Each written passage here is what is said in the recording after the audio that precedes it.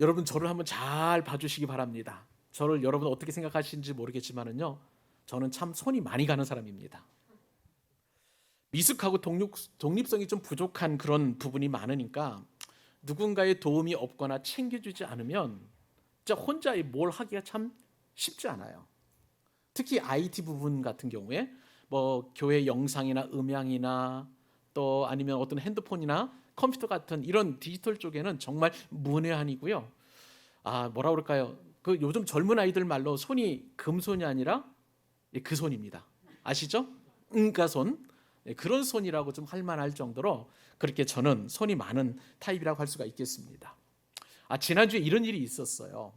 제가 이제 핸드폰 아이폰을 쓰면서 그 다음에 이제 에어팟이라고 오른쪽과 왼쪽에 끄는 쓰는 뭐라 그럴까요? 이어폰 있죠. 무선 이어폰을 쓰고 있는데 이 에어팟으로 통화를 할 수 있다는 생각을 했지만 한 번도 시도하지 못하고 그냥 전화가 오면 이 에어팟을 끼고 있어도 핸드폰을 접속을 해가지고 그렇게 해서 제가 통화를 하게 되었습니다.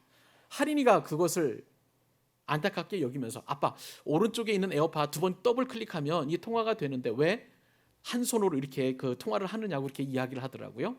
그러니까 제가 잘 모르니까 손이 참 그동안 고생을 참 많이 했다. 그렇게 생각을 하게 됩니다. 이 에어팟을 쓴 지 한 2년 정도 됐는데 왜 한 번도 이렇게 더블 클릭할 생각을 안 했는지 제가 참 손을 많이 고생시켰다라는 그런 생각을 해보게 되었습니다. 이런 일은 수시로 일어나게 됩니다. 자, 우리 교회 음향과 영상에 대해서 이제 문제가 생길 때가 많아요. 벌써 우리 교회가 개척이 되고 한 이제 4년 지나고 나서 5년쯤 되다 보니까 이 모양 저 모양으로 어떤 때는 뭐 음향 기계에 문제가 생기기도 하고 어떤 때는 영상 기계에 뭐 문제가 생겨가지고 참 어려움을 겪을 때가 많아요.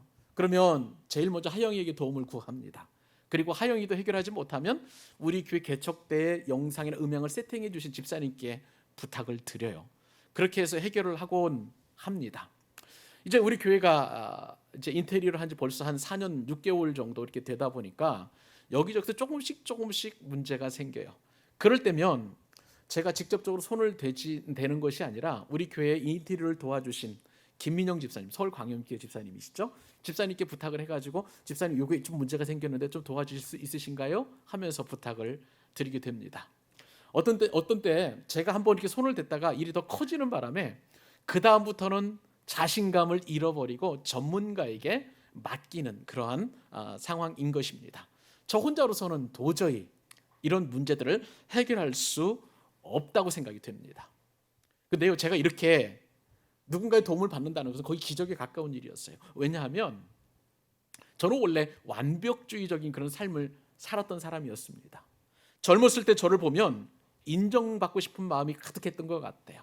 그리고 누군가에게 좀 흠이 될 만한 일이거나 내지는 좀 부족해 보이고 덜 떨어진 사람이라는 것을 조금 알리고 싶지 않아 가지고 차라리 그냥 안 되면 안 되고 말지 제가 누군가의 도움을 부탁한다는 것은 거의 있을 수 없는 일이었습니다. 그런데요, 제가 어느 순간 은혜를 받고 보니까 이 완전하신 분은 오직 하나님 한 분뿐이시라는 것을 알고 제가 얼마나 거기서 자유했는지 모릅니다. 사람은 다 부족하다는 거예요.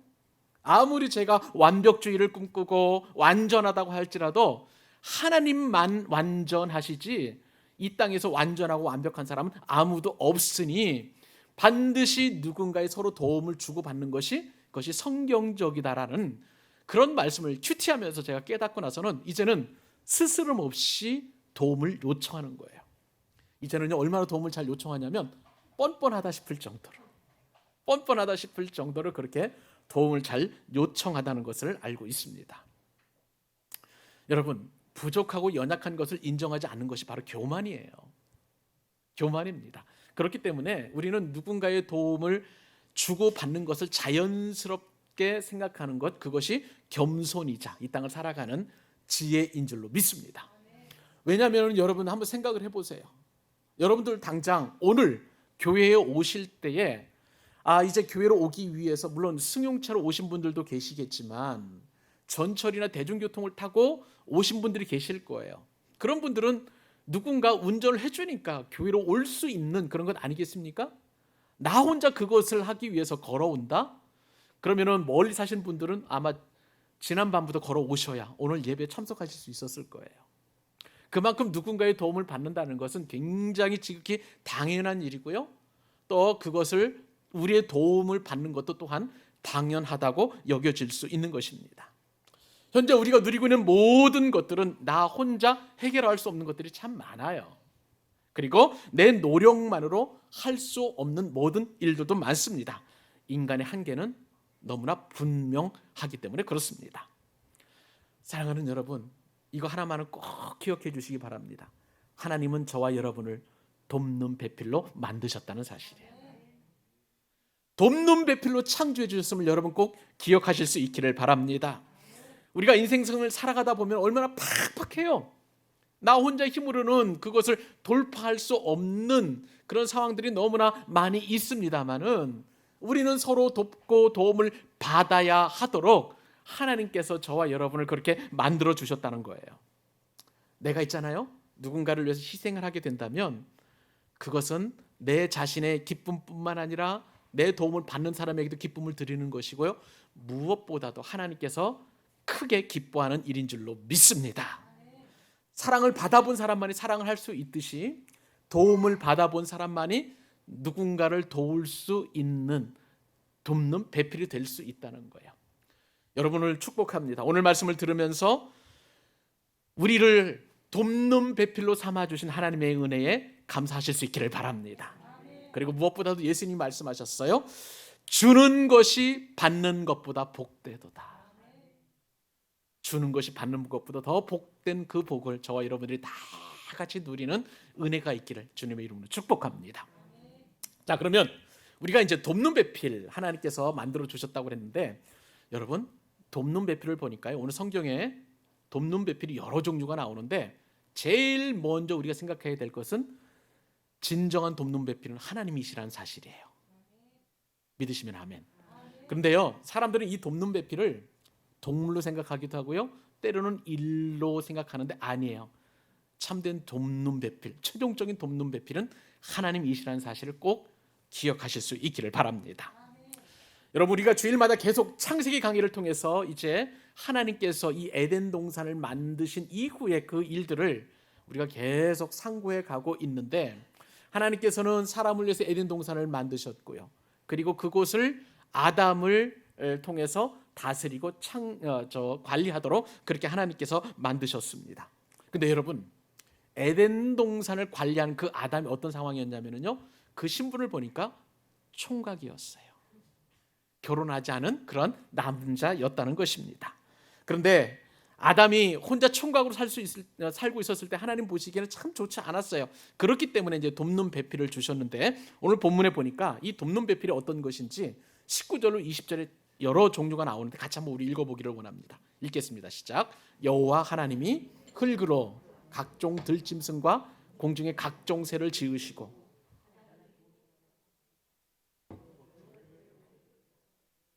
아담이 각 생물을 부르는 것이 곧 그 이름이 되었더라. 아담이 모든 가축과 공중의 새와 들의 모든 짐승에게 이름을 주니라. 아담이 돕는 배필이 없으므로. 여호와 하나님이 오늘 본문에 보니까 사람을 만드시는데 흙으로 만드셨다고 그랬어요. 그리고 그 이후에 이제 아담으로 하여금 에덴 동산에 있는 각종 들짐승들과 그리고 공중의 각종 새를 지으셔서 그것을 관리하고 다스리라고 말씀하여 주셨습니다. 그런데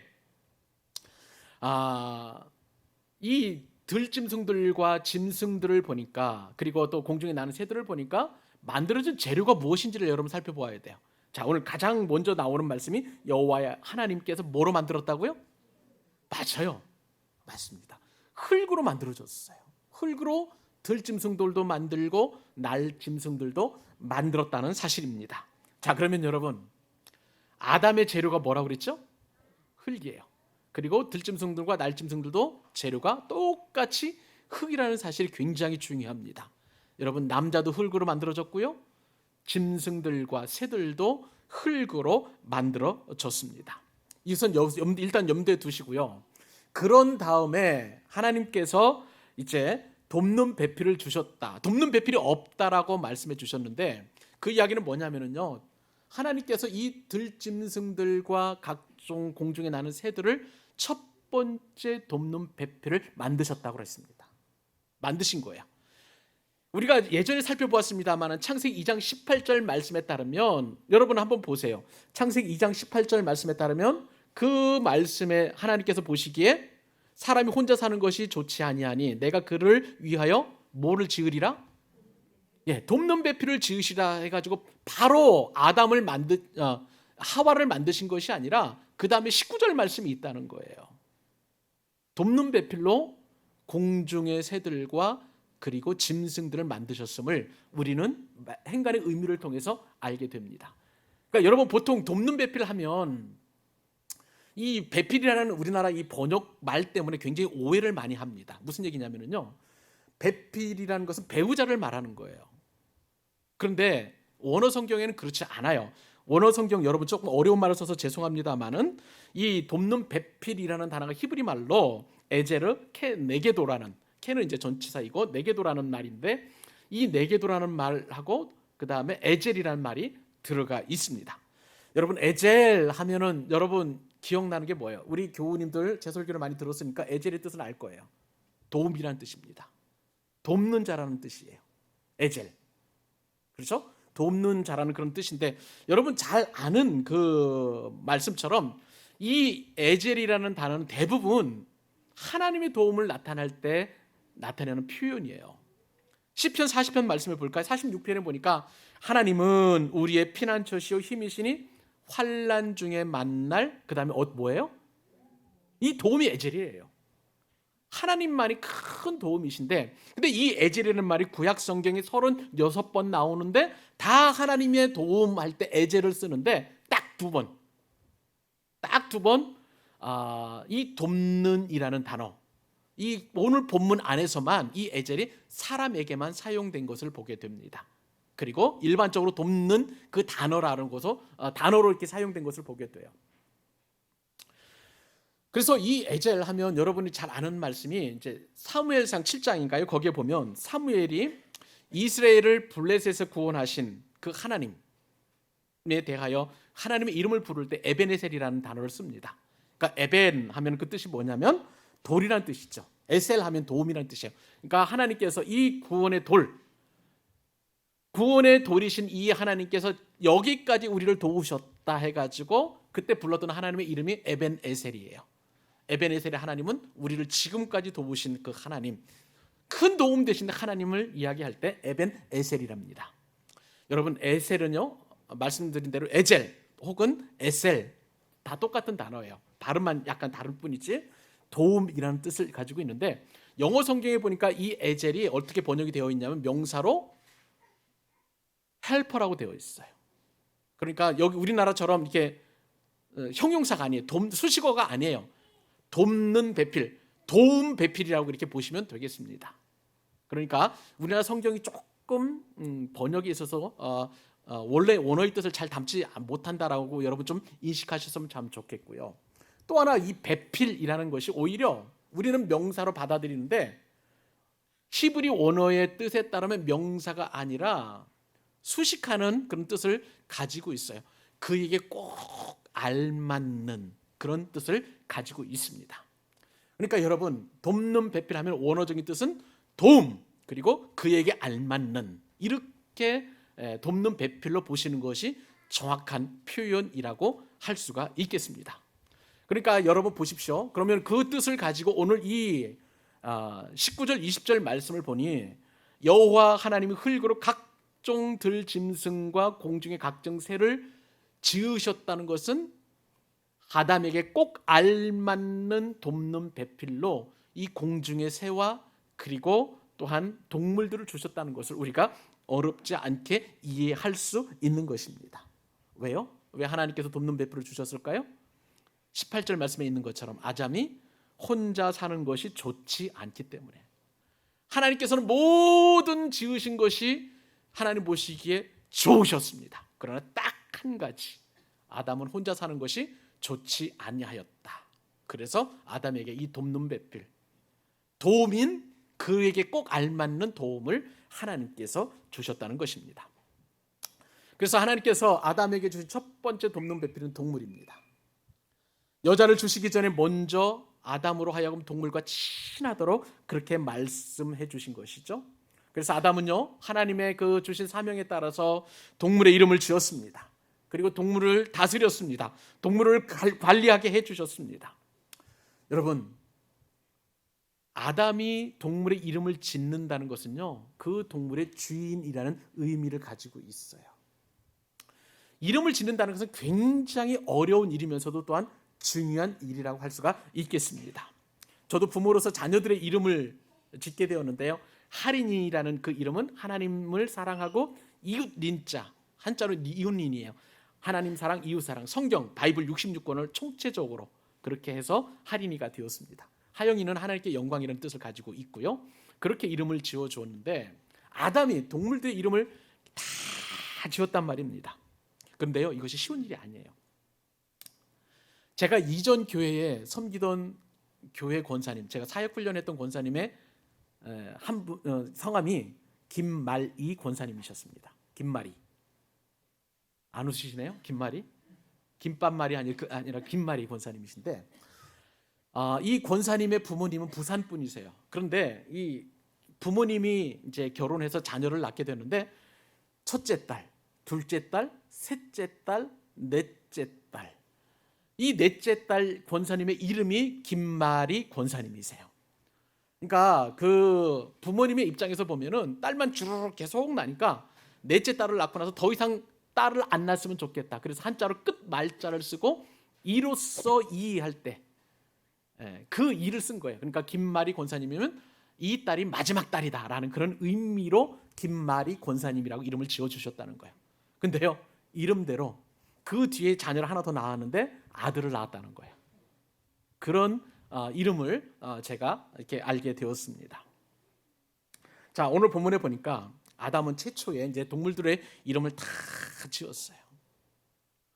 하나님의 형상을 닮아서, 그리고 하나님께 주신 지혜로 이 동물들의 이름을 짓게 되는데, 여러분, 이름을 짓는 것이 굉장히 어려움에도 불구하고 굉장히 하나님 주시는 지혜와 통찰력을 가지고 동물들에 꼭 어울리는 이름을 지었어요. 정글 속에 있는 강물에 사는 악어, 악어라는 이름, 다른 이름이 어울리지 않을 만큼 꼭 악어야만 하는 그 이름을 아담이 지어주었다는 겁니다. 어떤 동물은 캥거루, 어떤 동물은 소, 어떤 동물은 염소, 어떤 동물은 또 어떤 동물은 독수리, 어떤 동물은 매, 이런 식으로 해가지고 모든 이름, 아담이 부르는 그 이름이 그 동물들의 진짜 이름이 되었다는 거예요.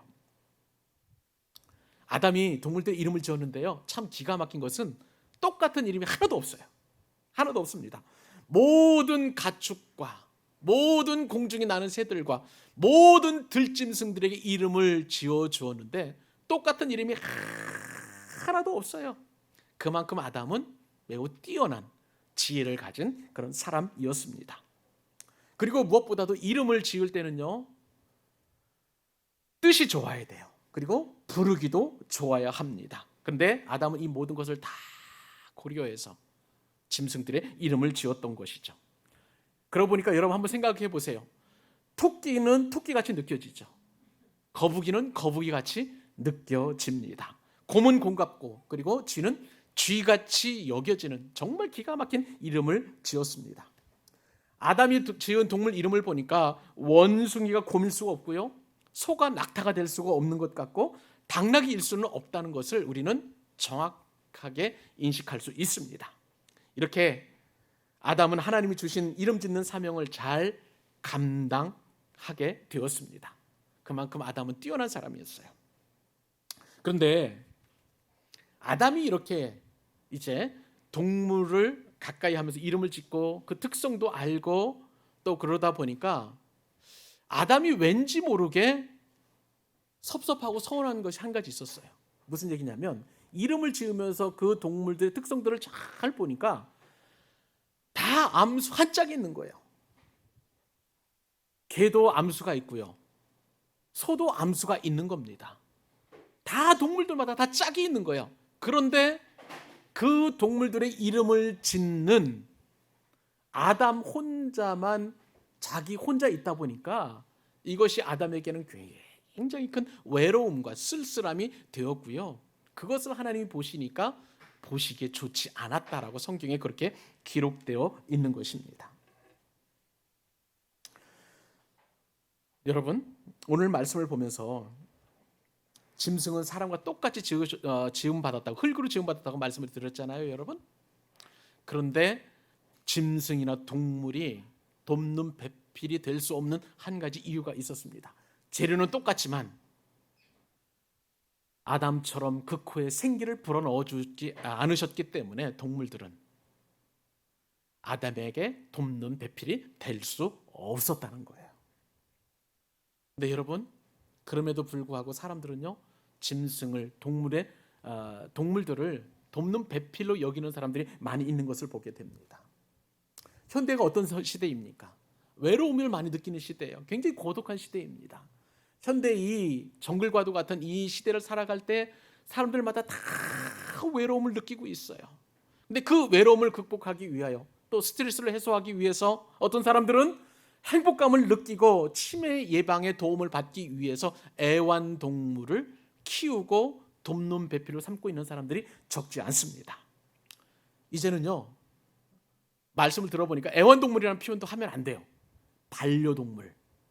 반려동물이라는 그런 이름을 쓰고, 어떤 사람들은요, 이 반려동물을 가족처럼 여기고 그렇게 살아가는 분들이 적지 않습니다. 가족이다 보니까요, 우리나라는 아닌데 저 미국이나 독일이나 영국에서는 이 가족인 동물에게 유산도 상속한다는 거예요. 그리고 얘기를 들어보니까 요즘 대형 교회에서는 이 반려동물과 함께, 가족인 이 반려동물과 함께 예배를 드릴 수 있도록 예배당 구조를 바꾸고 있다는 그런 얘기도 듣게 되었고요. 심지어는 성공회라는 그런 교파가 있습니다. 영국 성공회처럼 그 영국 성공회에서 이제 우리나라에 성공회 분파가 들어와 있는데, 이 영국 성공회에서는 1년에 하루씩 주일을 정해가지고 애완동물 축복식을 하는 날이라고, 그렇게 하면서 동물들에게 축복을 하는 그런 날로 정해져 있기도 합니다.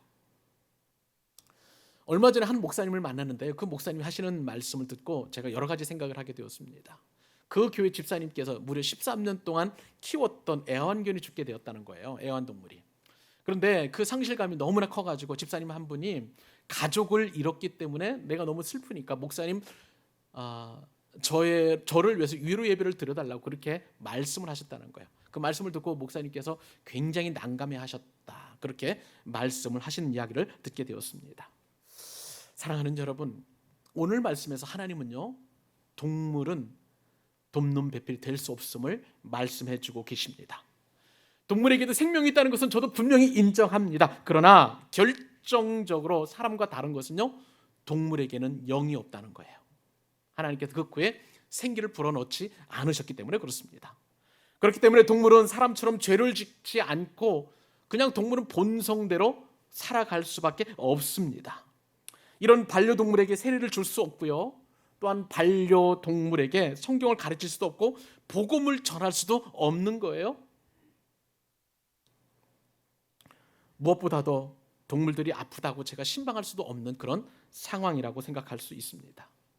다만 오랫동안 가족처럼 여기면서 이 반려동물들을 떠나보냈을 때 펫 로스 증후군이라고요, 정말 가족을 떠난 것처럼 깊은 상처를 받는 분들이 있어서 제가 그분들에게 위로할 수 있는 그런 어떤 목회적 신방을 할 수 있겠지만, 그러나 그 애완동물을 천국에 다시 만난다라고 제가 가르칠 수 없는 거예요. 그렇게 기도할 수도 없는 것이고요, 그렇게 해서도 안 되는 것입니다. 왜냐하면 동물은 구원의 대상이 될 수 없기 때문에 그래요. 이 사실을 여러분 꼭 기억하실 수 있었으면 좋겠고요. 무엇보다도 동물들은 하나님께서 우리로 하여금 돕는 배필로 주시지 않았다는 것을 기억하실 수 있기를 바랍니다. 또 오늘 본문에 보니까요, 돕는 배필 하나가 더 될 수 있는 대상이 있는 것을 말씀 묵상하면서 제가 깨달았어요. 그것은 뭐냐면 일이에요. 일. 사람을 창조하시고 복을 주신 하나님께서는요, 사람에게 일을 주셨습니다. 창조하신 이후에 주신 그 일, 하나님께 여러분 기억하시죠? 생육하고 번성하고 땅에 충만하고 땅을 다스리고 정복하는 그 일은요, 사람이 타락하기 이전에 그 일은 복이었어요. 은혜였습니다. 기쁨이었어요. 그 일을 함으로써 만족을 얻고 그리고 자족감을 얻는 굉장히 중요한 그러한 일이었습니다. 그런데 사람이 타락한 이후에 그 일은 변질이 되어서 이제는 복이 아니라 형벌이 되고 말았습니다. 그러니까 타락한 이후에 에덴 동산에 쫓겨난 이 아담과 하와는요, 끊임없이 일을 해야만 먹고 사는 문제를 해결하게 되었던 거예요. 그리고 흙으로 돌아갈 때까지 그 일은 끝이지 않는다라고 하나님께서 말씀해 주십니다.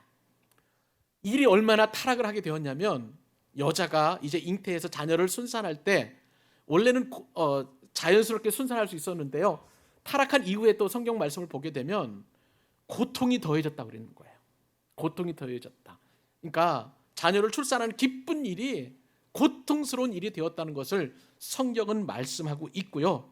뿐만 아니라 아내가 돕는 배필로서 남편에게 순종하는 그 일은 좋은 일이었습니다만은, 그러나 타락하고 난 이후에 보니까 여자가 남자를 주장하려고 하는 그 일이 되다 보니까 남자가 여자를 오히려 주장하는 그런 일들로 인하여 부부관계가 굉장히 대립하는 구도로 되었다는 것이죠. 이처럼 죄는요, 일의 타락을 가져왔습니다. 그런데 일의 타락의 결과 가운데 하나가, 부작용 가운데 하나가 뭐냐면요, 일 중독이에요. 사람들은 끊임없이 외롭고 허전하고 공허하고 허무하니까 계속 이것을 극복하는 방법으로 일을 몰두하는 거예요. 쉬지 않습니다. 끊임없이 일을 하다 보니까 일 중독에 빠졌다는 거예요. 많은 사람들이 내 외로움을 극복하기 위해서 혼자 사는 것이 싫어서 그냥 일에 중독되어서 일에 함몰되어 살아가는 사람들이 적지 않다는 거예요. 오늘 말씀을 보니까 여러분, 하나님께서는 일을 돕는 배필로 우리에게 주시지 않으셨다는 거예요. 사랑하는 여러분, 하나님께서 우리에게 주신 일은 늘 적당한 줄로 믿습니다. 피곤하지도 않아요. 이 일을 하면 기쁨이 넘치게 됩니다. 적당해서 내가 정말 만족감을 누리고 즐거움을 누릴 수 있도록 하나님께서 우리에게 일을 주셨는데, 그러나 우리가 그런 어떤 적정한 수준을 뛰어넘어서 일 중독에까지 이르게 된다면 그것은 우리에게 축복이 아니라 그것은 우리에게 저주와 형벌이 될 수밖에 없는 거예요. 사랑하는 여러분, 여러분들을 축복합니다. 여러분이 외롭고 혼자 사는 것이 좋지 않다고 해서 동물을 돕는 배필 삼지 마시기 바랍니다. 이를 돕는 배필 삼지 마시기를 주님의 이름으로 축복합니다. 성경은 아담이 돕는 배필이 없으므로라고 분명하게 말씀하셨습니다. 하나님께서는 우리에게 진정한 돕는 배필이 되어주셔서 우리로 하여금 큰 도움이 되십니다. 여러분이 어렵고 힘들수록, 외로울수록, 고독할수록 하나님을 도움 삼으시기 바랍니다. 오직 하나님만이 여러분의 진정한 돕는 배필이심을 믿음으로 고백하기를 우리 주님의 이름으로 축원합니다. 오늘 한 가지 더 돕는 배필 하나님께서 우리에게 주셨는데요. 자, 우리에게 이끌어 오신 이 돕는 배필은 뭐냐면요, 사람입니다. 정확하게 말하면요, 이브예요. 정확히 말하면요, 또 하와입니다. 그러나 하나님께서 오늘 말씀을 제가 묵상하면서 느끼는 그 큰 은혜는 사람 한 사람 한 사람들을 저와 여러분에게 돕는 배필로 주셨다는 사실입니다. 여러분, 하나님께서 아담을 보시니까 혼자 사는 것이 참 좋지 않으셨어요. 이 좋지 않으셨다는 뜻은 무엇이냐면 잘못되었다는 것은 아니에요. 나쁘다는 것이 아니라 아담이 아직은 미완성이라는 그런 의미를 담고 있습니다. 사랑하는 남자 여러분, 그리고 남자 성도 여러분, 저와 여러분은 미완성입니다. 여자가 지어져야 남자는 완성이 된다는 사실을 기억하실 수 있기를 바랍니다. 그래서 하나님은 남자를 위해서 돕는 배필인 여자를 만들어 주신 거예요. 여러분은 인정하지 않으시겠지만은요, 오늘 성경에 한번 읽어보시면 그대로 등장합니다. 21절과 2절, 오늘 본문 21절, 22절 읽어보십시다. 시작. 여호와 하나님이 아담을 깊이 잠들게 하시니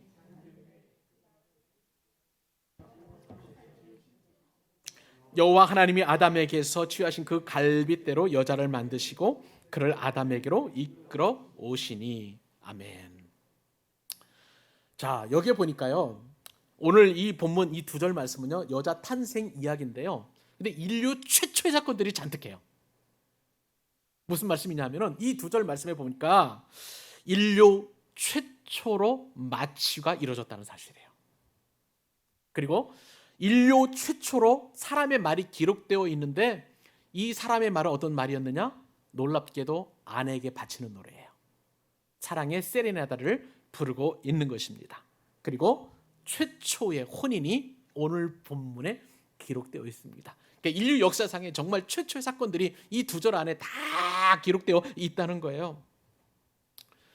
오늘 본문에 이제 계속 설명을 드리겠습니다만은 하나님께서는 유별나게 아주 유난스럽게 아담에게 이 돕는 배필을 만들어 주셨습니다. 그 이유가 있어요. 왜 그럴까요? 아내가 돕는, 남편을 돕는 비서라는 그런 뜻이 아니라 아내는 남자의 도움을 채워주는 존재이기 때문에 이렇게 유난스럽게 유별나게 아담에게 돕는 배필을 주셨다는 사실입니다. 많은 남편들이 자기가 돈을 벌고 그 다음에 아내에 비해서 힘이 세기 때문에 아내를 종으로 착각을 하고 함부로 대하는 일들이 많이 있습니다. 그런데요, 이것은요, 창조 원리를 모르는 죄라는 것을 남자 여러분 기억하실 수 있기를 바랍니다. 남편이 집을 다스리는 가장이라고 해서 남편이 아내보다 높다라는 그런 뜻이 아니라 서로 남편의 역할과 또 아내의 역할이 다르다는 것을 이 말씀을 통해서 하나님께서는 저와 여러분에게 교훈해 주신다는 사실이에요. 자, 여러분, 우선 이게 무슨 말이냐, 여러 가지 이제 말씀을 좀 드릴 텐데, 제가 우선 가장 이 말씀을 통해서 우리가 깊이 주목해야 될 사실 하나는 뭐냐면요, 남자를 만든 재료와 여자를 만든 재료가 완전히 다르다는 사실이에요. 여러분에게 묻습니다. 남자는 뭐로 만들어졌을까요? 흙이에요. 여자는요, 그러면 남자의 갈빗대입니다. 어떤 분이 그러실 것 같아요. 나는 남자인데 내 갈빗대가 양쪽에 똑같은데 아담은 갈빗대를 빼와가지고 만들었으면 갈빗대 하나가 없어야 되는 건데 그건 아담 혼자에게만 해당되는 거고요. 그 이후에 남자들은 갈빗대가 양쪽이 똑같습니다. 여러분 걱정하지 않으셔도 되고요. 내가 갈빗대가 양쪽에 똑같이 있다고 해가지고 내가 비정상적인 거 아니라는 것 여러분 꼭 기억해 주시기를 바랍니다. 자, 그러면 여러분, 남자는 흙으로 만들어졌고 여자는 갈빗대로 만들어졌는데, 자, 여러분에게 또 다시 질문합니다. 남자가 신형입니까? 여자가 신형입니까? 다시 한번 여러분에게 묻습니다. 남자가 구형입니까? 여자가 구형입니까? 남자예요.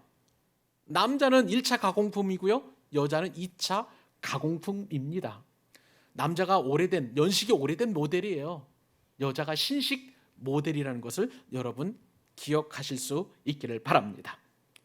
그리고 여자는 아담의 갈빗대로 예쁘게 만들어졌어요. 여자는 흙으로 만들어지지 않았습니다. 여러분, 이것이 바로 창조 섭리이자 창조 원리라는 사실을 여러분 기억하실 수 있기를 바랍니다.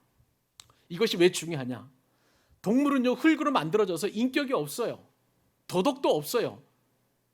전인격적이지 않은 그런 존재입니다. 자, 그러면 여러분, 이 동물과 재질이 같은 존재가 남자입니까? 여자입니까? 남자예요. 그렇기 때문에 남자는요, 동물적 본능이 좀 더 강합니다. 여성들은 그걸 꼭 기억해 주실 수 있기를 바랍니다. 남자는 흙으로 만들어졌기 때문에요, 부서지기 쉬운 존재예요. 연약한 존재예요. 부족한 존재입니다. 그렇기 때문에 항상 돕는 배필인 여자의 도움이 있어야 남자는 완전체가 되고 또 만족을 누리게 되고 뭔가 조금 뭐라 그럴까요? 비정상에서 정상이 될 수 있는, 미완성의 완성이 될 수 있는 그런 구조라고 할 수가 있겠습니다. 반대로요, 여자는 뭐로 만들어졌다고요? 갈빗대, 뼈로 만들어져 있기 때문에 한번 마음이 돌아서면 정말 통뼈 같은 그런 결정을 내리게 됩니다. 바람도요, 남자가 피는 것보다 여자가 피면 굉장히 무섭습니다. 그러니까 왜냐하면 재료가 다르기 때문에 그래요. 근데 제가 좀 주목해서 이 하나님께서 여자를 만드실 때 보니까요, 어떻게 만드셨는지 깊이 은혜를 받았는데, 여자를 만드실 때는 굉장히 과학적이었어요. 또 체계적이었어요. 또 영적이자 신앙적이었다는 사실을 깨닫고 큰 은혜를 받게 되었습니다. 자, 왜 과학적인가요? 자, 보니까 여자를 만드실 때에 아담을 어떻게 했나요? 깊이 잠들게 하셨어요. 깊이 잠들게 하시고 갈빗대 하나를 취해서 여자를 만드셨습니다. 여러분, 이것은요, 아담을 깊이 잠들게 했다는 것은 마취시켰다는 거예요. 그 고통이 얼마나 심한지 여러분 한번 생각을 해보세요. 남자, 제 갈비뼈를 그냥 하나 딱 빼가지고 여자를 만들기 위해서 이 갈비뼈 하나를 그냥 생으로 뜯어낸다고 하면 얼마나 아프겠습니까? 실제로 그래요. 그런데 하나님께서는 아담을 배려하셔서 잠들게 하셨는데 그냥이 아니라 깊이 잠들게 하셨다. 그렇게 성경에 표현하고 있습니다. 이것이 바로 하나님께서 아담을 마취시켰다는 거예요.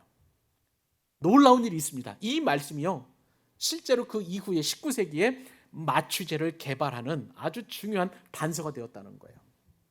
19세기에 스코틀랜드의 그 의사 가운데 굉장히 유명한 의사가 있었습니다. 산부인과 의사였었는데요. 제임스 심프슨이라는 그 의사가 있었습니다. 근데 이 의사가 이제 그 클로로폼이라는 그런 어떤 마취제를 개발하기 이전에 어떤 일이 있었었냐면 마취제가 없었어요. 그러니까 만약에 다리가 한쪽에 골마가지고 썩게 되면은 외과 수술을 하게 되는데 마취를 시키지 않고 그냥 생으로 이렇게 수술하다 보니까 외과 수술한다는 것은 그때 당시에 19세기 이전만 하더라도 굉장히 큰 두려움과 공포의 대상이었습니다. 그러니까 가급적이면 외과 수술을 받으려 하지 않았어요. 그러면서 19세기 이제 미국에서 유명한 의사가 이제 에테르라는 그러한 마취제를 개발하게 되는데, 근데 이 에테르가 냄새가 너무 고약한 거예요.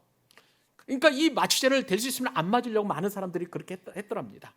그런데 어느 날 이 심프슨이 이제 산부인과 의사인데 여러 연구를 거듭한 끝에 이 클로로폼을 통해서 마취제를 만들게 되었어요.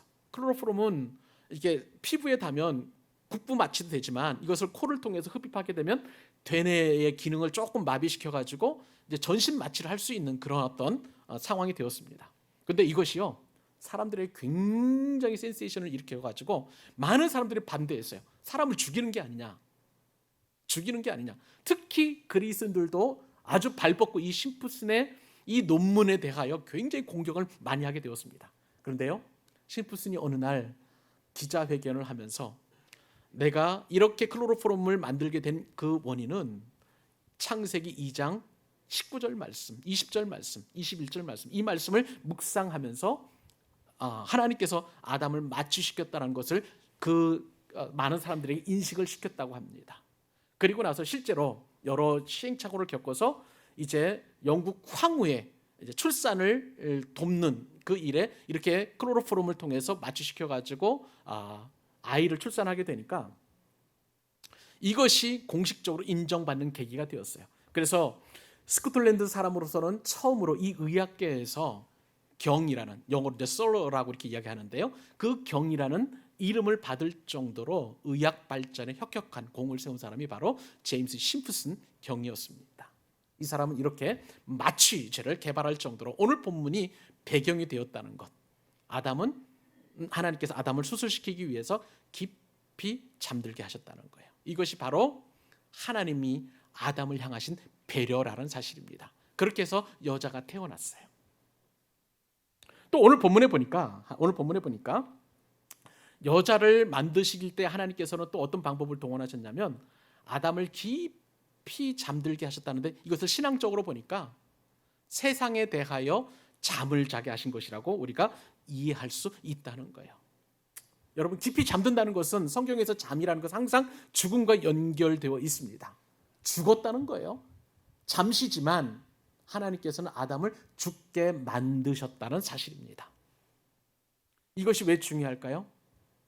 우리는요, 특히 젊은이들, 우리 교회 안에 젊은 청년들이 참 많이 있는데, 우리가 돕는 배필을 맞이하기 위해서는 세상에 대해서 죽어야 된다는 사실이에요. 무슨 말씀입니까? 우리가 세상을 향해서 눈 뜨고 있다면 돕는 배필을 찾을 수가 없는 거예요. 청년들 중에는 외모를 봅니다. 학벌을 봅니다. 집안 배경도 보고요, 경제적으로 안정되어 있는지, 얼마나 안정되어 있는지 직업을 보게 됩니다. 이것은 교회 안 다니는 사람들하고 똑같이 세상적인 기준이라고 할 수가 있어요. 근데 여기에 교회 청년들은 더 들어갑니다. 어떤 배우자 상을 원하면 이거는 기본이고, 여기에다가 어렸을 때부터 교회를 다녀야 되고, 그 다음에 술 담배를 안 해야 되고, 그 다음에 제자 훈련도 받아야 되고 하는 이런 어떤 신앙적인 기준이 다 더해지니까 돕는 배필을 찾는 것이 쉽겠습니까? 어렵겠습니까? 어려워요. 그래서 대형 교회들, 특히 서울에 있는 강남에 있는 교회들 청년부들이 많은 그런 그 대형 교회 그 형편을 보니까, 제가 예전에 그 기자로서 취재했을 때에 기독교 청년들 뭐 배우자 뭐 대상이 없어도 뭐 결혼 못한다라는 그런 취재를 제가 했던 적이 있었는데, 그때만 해도 그 형제 대 자매의 비율이 4대 6이었는데요. 요즘 자료를 보니까 2대 8로 형제가 2면 자매가 8이라는 거예요. 그만큼 예수 믿는 형제들을 구할 수 없는, 찾아보기 힘든 그런 시대를 살아가고 있다는 것을 제가 알게 되었습니다. 여러분, 배우자를 원할 때, 돕는 배필을 원한다면요, 우리가 세상에 대해서 눈을 감고 뭔가 좀 부족하더라도 우리가 하나님께서 주시는 그 배필을 여러분들에게 주실 것을 신뢰하면서 그렇게 찾고 구하고, 또한 배우자를 위해서 기도해야 될 줄로 믿습니다. 또 오늘 본문에 여자를 만들어가는 그 과정을 보니까요, 하나님께서 어떻게 만드셨냐면 갈빗대를 주고받는 아픔을 주셨다는 거예요. 갈빗대를 주고받는 아픔. 무슨 말씀입니까? 하나님께서는 아담을 깊이 잠들게 하시고, 이제 여자의 재료를 아담이 어디서부터 취했냐면 갈빗대를 취했어요. 머리를 취해가지고 하와를 만들 게 아니에요. 발을 취해가지고 이브를 만들 게 아니라는 것입니다.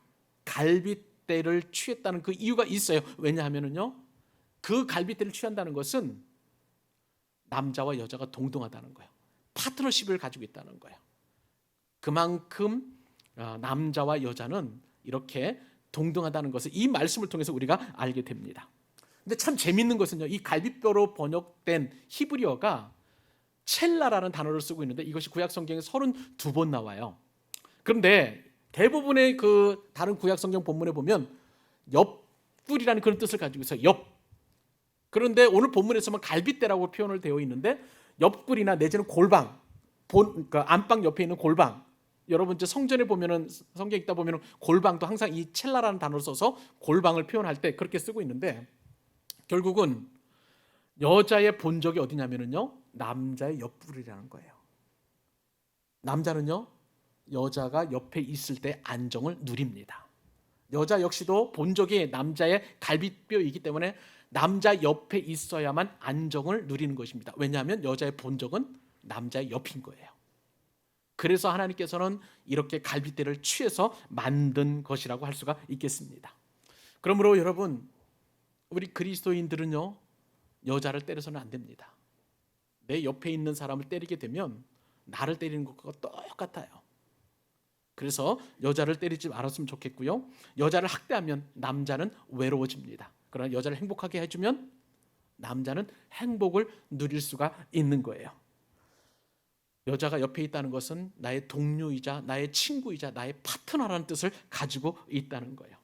그래서 남자는 여자를 옆에 있는 내 가슴으로 뜨겁게 사랑해야 되는 것이고요, 그리고 여자는 남자에게 있어서 옆에 있어야만 안정감을 누리게 되어 있습니다. 이것이 바로 창조 원리라는 사실입니다. 마지막 한 가지 더요. 하나님께서 이 아내를 어떻게 만들으셨냐면요, 아담에게로 이끌어 오셨어요. 이끌어 오셨습니다. 사랑하는 여러분, 돕는 배필은요, 하나님께서 이끌어 오셔야만 되는 줄 믿으시기 바랍니다.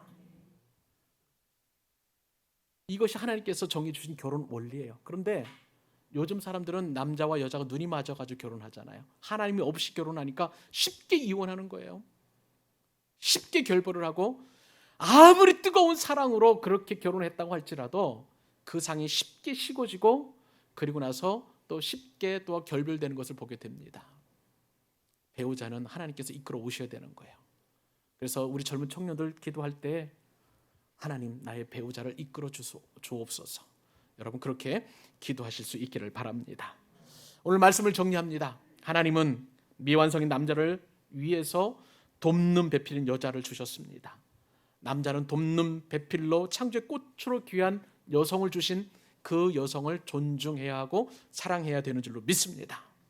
돕는 배필로서 여자는 남자에게 복종하고요, 남자는 여자를 창조의 꽃으로 삼고 귀하게 여겨야 합니다. 무엇보다도요, 우리 안에 계신 수많은 우리 권사님들, 집사님들, 그리고 여자 청년들, 여러분들이 바로 교회의 꽃이 되어야 되고 가정의 꽃이 되어야 될 줄로 믿습니다.